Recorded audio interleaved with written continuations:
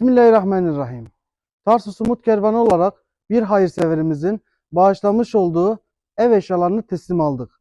Şimdi bunları ihtiyaç sahibi ailelere, yetimlere ve muhtaçlara dağıtmak üzere yola çıkacağız. Bu hayırda emeği geçen tüm hayır sahiplerinden Rabbim ebeden razı olsun.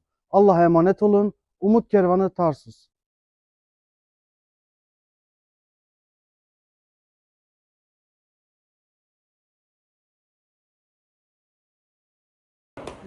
Hangi şu oluyor biliyor musun? Yok, benzemin oradan geçiyor, ileri gidiyor. Parkın oradan. Siz şey oluyor. Yavaş.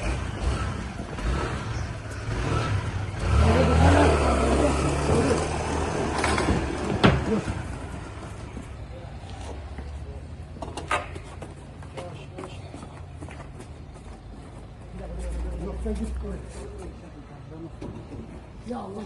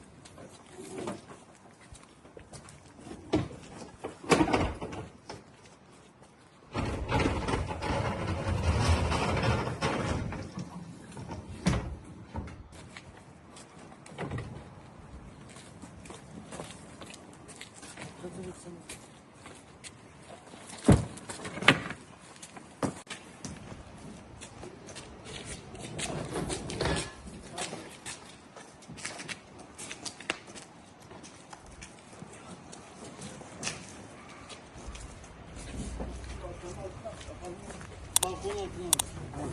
Olmaz, bir kata da çok.